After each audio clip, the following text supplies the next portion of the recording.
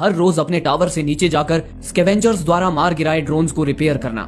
वहीं Victoria Jack की commanding officer थी।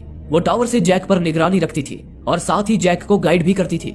जैक जब भी ड्रोन को रिपेयर करने नीचे जाता था तो स्कैवेंजर्स उसे मारने की कोशिश करते थे। स्कैवेंजर्स किसी भी इंसान से उसकी मेमोरीज को एक्सट्रैक्ट कर सकते थे। यही वजह थी कि जैक और विक्टोरिया की मेमोरीज मिटा दी गई थी, क्योंकि अगर उनकी मेमोरीज स्कैवेंजर्स के हाथ लग जाती तो वे उन मेमोरीज से टैट की जानकारी निकाल सकते थे और उसका इस्तेमाल टैट को तबाह करने के लिए कर सकते थे। जैक और विक्टोरिया को अपने काम की सारी रिपोर्ट्स टैट में मौजूद अपनी मिशन कमांडर सैली को देनी होती थी। उन दोनों को बताया गया था कि अब केवल 2 हफ्तों बाद उनकी ड्यूटी खत्म हो जाएगी, जिसके बाद उन्हें भी बाकी इंसानों के पास टाइटन पर भेज दिया जाएगा। विक्टोरिया तो टाइटन पर जाने के लिए काफी ज्यादा उत्साहित थी, लेकिन जैक खुश नहीं था। हालांकि उसकी याददाश्त मिटाई जा चुकी थी, पर फिर भी पृथ्वी से उसका नाता टूटा नहीं था। साथ ही एक अजीब सी याद उसे हर रोज सपनों में आकर परेशान करती थी। सपनों में जैक 60 साल पहले के न्यूयॉर्क शहर को देखता था, जहां के एम्पायर स्टेट बिल्डिंग में हर बार उसकी मुलाकात एक लड़की से होती थी। जैक और वो लड़की एक दूसरे से मिलकर जैसे सारी दुनिया को भूल जाते थे, लेकिन वो लड़की कौन थी इस बात से तो जैक भी अनजान था। और सबसे ज्यादा आश्चर्य की बात तो ये थी कि वो सपना आज से 60 साल पहले का था और उस वक्त तो जैक का जन्म ही नहीं हुआ था। जैक हमेशा से उस सपने के रहस्य को जानना चाहता था, लेकिन वो मजबूर था, क्योंकि जैक और विक्टोरिया का काम काफी जोखिम भरा और जिम्मेदारी वाला था। इसलिए उन्हें अपने मिशन से हटकर किसी दूसरी चीज के बारे में सोचने, कुछ भी करने या कोई भी सवाल पूछने की सख्त मनाही थी। रोजाना की तरह आज भी सैली के ऑनलाइन आते ही जैक और विक्टोरिया ने अपना काम शुरू कर दिया। विक्टोरिया ने जैक को बताया कि आज स्कैवेंजर्स ने उनके 2 ड्रोन्स मार गिराए हैं। ये सुनते ही जैक ने अपनी बंदूक तैयार कर ली और अपने हेलीकॉप्टर से उन ड्रोन्स की तलाश में निकल पड़ा। इस दौरान टावर में विक्टोरिया टैट के सैटेलाइट कैमरे से जैक पर नजर रखे हुए थी। जैक पहले ड्रोन के सिग्नल को फॉलो करता हुआ एक तबाह हो चुके स्टेडियम में पहुंच गया। वहां उसे वो ड्रोन दिखा जिसे स्कैवेंजर्स ने मार गिराया था। जैक ने जब पास जाकर देखा तो उस ड्रोन की बैटरी ही गायब थी। ड्रोन्स की उन पावरफुल बैटरीज में किसी न्यूक्लियर बॉम्ब जितनी तबाही मचाने की क्षमता थी। स्कैवेंजर्स इसी तरह अब तक उनके 10 ड्रोन्स की बैटरीज चोरी कर चुके थे। न जाने वे स्कैवेंजर्स उन बैटरीज को चुराकर कौन सा नया षड्यंत्र रच रहे थे। इस सोच ने जैक और विक्टोरिया को चिंता में डाल दिया था। जैक ने उस ड्रोन में नई बैटरी लगाकर उसे दोबारा शुरू कर दिया। अब बारी थी दूसरे ड्रोन को रिपेयर करने की, लेकिन अचानक उन्हें दूसरे ड्रोन का सिग्नल मिलना ही बंद हो गया। इस पर जैक ने हेलीकॉप्टर से अपनी पोर्टेबल बाइक निकाल ली और जहां उन्हें ड्रोन का आखिरी सिग्नल मिला था उस जगह के आसपास ड्रोन की तलाश करने लगा। तभी एक जगह पर पहुंचकर जैक को फिर से उस ड्रोन का सिग्नल मिला। जैक ने जब उस सिग्नल का पीछा किया तो देखा कि वो सिग्नल एक पुरानी लाइब्रेरी के खंडर से आ रहा था। जैक ने फौरन अपनी बाइक से एक रस्सी जोड़ी और खंडर के अंदर उतर आया, लेकिन जैक इस खतरे से बेखबर था कि बाहर एक स्कैवेंजर उस पर ही नजर गड़ाए बैठा था। नीचे खंडर में जैक ड्रोन के सिग्नल का पीछा करता हुआ जब आगे बढ़ा तो देखा कि वो सिग्नल किसी ड्रोन से नहीं बल्कि एक डिवाइस से आ रहा था। उसे देख जैक को एहसास हो गया कि वो स्कैवेंजर्स के बिछाए जाल में फंस चुका है। अगले ही पल स्कैवेंजर्स ने जैक को चारों ओर से घेर लिया। जैक स्कैवेंजर्स के हाथ बस लगने ही वाला था कि तभी ऐन मौके पर वो ड्रोन वहां आ गया जिसे जैक ने पहले रिपेयर किया था। वो ड्रोन चुन चुनकर स्कैवेंजर्स के चिथड़े उड़ाने लगा। उसे देख बाकी के स्कैवेंजर्स दुम दबाकर भाग निकले और जैक बाल बाल बच गया। जैक को बचाकर वो ड्रोन वापस लौट गया। उसके बाद जैक भी फौरन उस खंडर से बाहर निकल आया। बाहर आकर उसने देखा कि वे स्कैवेंजर्स उसकी बाइक भी ले भागे थे। जैक जैसे तैसे टावर में वापस लौट आया।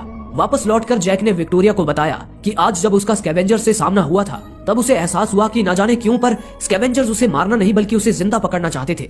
इस पर विक्टोरिया ने उसे याद दिलाया कि उन्हें ये सब बातें सोचने की आजादी नहीं है, उन्हें बस अपने मिशन पर ध्यान देना है। ये सुनकर जैक चुप हो गया।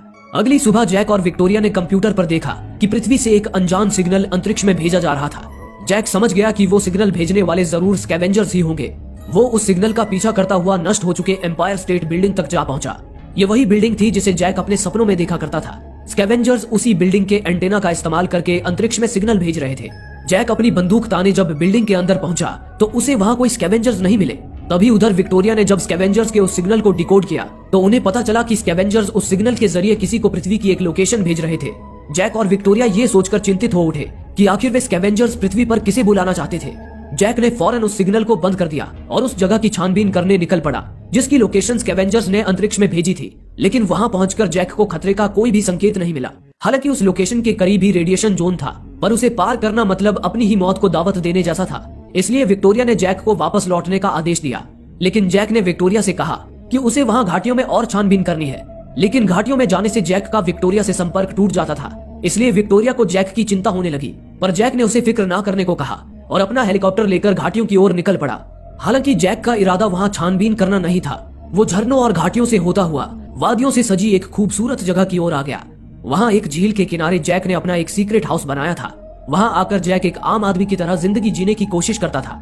जैक हमेशा से विक्टोरिया को भी वहां लाना चाहता था, लेकिन वो जानता था कि विक्टोरिया अपने मिशन से हटकर कोई भी काम नहीं करेगी, उल्टा वो उसके वहां आने पर भी रोक लगा देगी।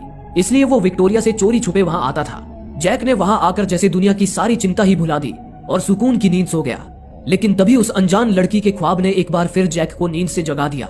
जागते ही अचानक जैक को आसमान से नीचे गिरता कोई ऑब्जेक्ट नजर आया। वो फौरन अपना हेलीकॉप्टर लेकर उस ऑब्जेक्ट की ओर निकल पड़ा। पहाड़ियों से निकलते ही विक्टोरिया से उसका संपर्क वापस जुड़ गया। उस वक्त तक विक्टोरिया को भी उस ऑब्जेक्ट के संकेत मिल चुके थे और उसने मिशन कमांडर सैली को भी ये खबर दे दी थी। विक्टोरिया ने जैक को बताया कि वो ऑब्जेक्ट ठीक उसी जगह पर उतरा है जिस जगह की लोकेशन स्कैवेंजर्स ने अंतरिक्ष में भेजी थी। कुछ ही समय में जैक उस लोकेशन पर पहुंच गया। तभी उसने देखा कि वो ऑब्जेक्ट वहां क्रैश हो चुका था। उस ऑब्जेक्ट की बनावट देख जैक हैरान रह गया, क्योंकि वो किसी एलियन ऑब्जेक्ट की तरह नहीं बल्कि इंसानों द्वारा ही बनाए गए किसी स्पेस शटल की तरह लग रहा था। जैक ने अंदाजा लगाया कि वो स्पेस शटल जरूर किसी बड़े स्पेसशिप का एक हिस्सा रहा होगा, जिसे किसी वजह से उस स्पेसशिप से अलग कर दिया गया होगा। उसकी बनावट से पता चल रहा था कि वो स्पेस शटल आज से 60 साल पहले यानी कि एलियंस के हमले से भी पहले अंतरिक्ष में भेजा गया था। नीचे आकर जैक ने देखा कि उस तबाह हो चुके स्पेस शटल में कुछ स्लीपिंग पॉड्स भी मौजूद थे। उनमें से 2 स्लीपिंग पॉड्स खाली थे और 4 स्लीपिंग पॉड्स के अंदर 4 जिंदा इंसान सो रहे थे। स्लीपिंग पॉड में रहने के कारण 60 साल बाद भी उनकी उम्र नहीं बढ़ी थी। इतने में ही जैक की नजर वहां मौजूद एक और स्लीपिंग पॉड पर पड़ी। उस स्लीपिंग पॉड में सो रही लड़की को देख जैक के आश्चर्य का कोई ठिकाना ही ना रहा, क्योंकि उस स्लीपिंग पॉड में वही लड़की मौजूद थी जिसे जैक अपने सपनों में देखा करता था।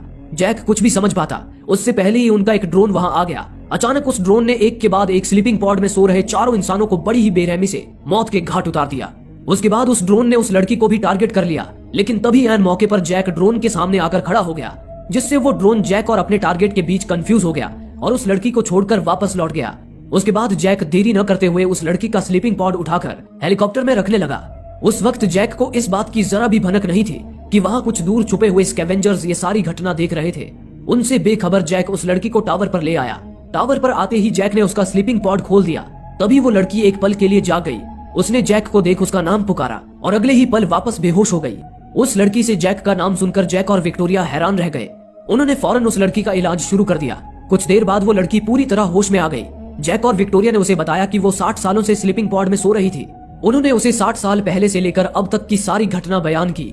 अंत में उन्होंने ये भी बताया कि अब केवल वे दोनों ही पृथ्वी पर मौजूद आखिरी इंसान हैं और वे टैट के लिए काम करते हैं।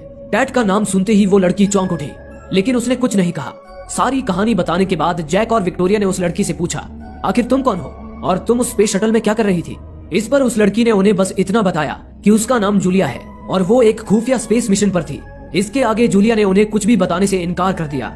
जूलिया ने आगे उनसे कहा कि उसे किसी भी हाल में उसके स्पेस शटल से रिकॉर्डर लेना है, जिसमें उनके मिशन के दौरान हुई सारी बातचीत की रिकॉर्डिंग्स हैं, ताकि वो जान सके कि उसके हाइपर स्लीप में रहने के दौरान उनके स्पेसशिप में क्या हुआ था। ये कहकर जूलिया अपने स्पेस शटल के पास जाने की जिद करने लगी, लेकिन विक्टोरिया ने उसे कहीं भी जाने से सख्त मना कर दिया। उसने जूलिया को आराम करने के लिए कहा और जैक को लेकर उस कमरे से बाहर निकल आई। बाहर आते ही जैक ने विक्टोरिया से पूछा, आखिर ड्रोन ने जूलिया के साथियों को क्यों मारा होगा? इस पर विक्टोरिया ने जैक से कहा, जूलिया को स्कैवेंजर्स ने धरती पर बुलाया है। हो सकता है जूलिया और उसके साथी भी इंसानों के भेष में छुपे स्कैवेंजर्स हों। यही वजह होगी कि ड्रोन ने उन्हें स्कैन कर लिया और मार दिया। कल सैली के ऑनलाइन आते ही हम उसे जूलिया की खबर दे देंगे। उसके बाद वे लोग ही जाने कि उसके साथ क्या करना है। फिर उसी रात जैक जब हॉल में आया तो देखा कि जूलिया वहां खड़ी उसके हेलीकॉप्टर को घूर रही थी। जैक जब उसके पास गया तो जूलिया ने दोबारा जैक से विनती करते हुए कहा कि जैक उसे उसके स्पेस शटल तक ले चले, ताकि वो अपने स्पेस शटल से रिकॉर्डर हासिल करके ये जान पाए कि स्पेस मिशन में उसके और उसकी टीम के साथ क्या हुआ था। जैक को भी जूलिया की सच्चाई जानने की उत्सुकता थी। वो उसी वक्त जूलिया के साथ उसके स्पेस शटल का रिकॉर्डर लेने चला गया। उन्हें जाते देख विक्टोरिया घबरा गई, क्योंकि स्कैवेंजर्स अधिकतर रात में ही निकलते थे और उनसे जैक की जान को खतरा हो सकता था। साथ ही रात के वक्त टावर से बाहर निकलना नियमों के खिलाफ था। अगर सैली को जैक के नियम तोड़ने की बात पता चलती तो वे दोनों ही मुसीबत में पड़ सकते थे।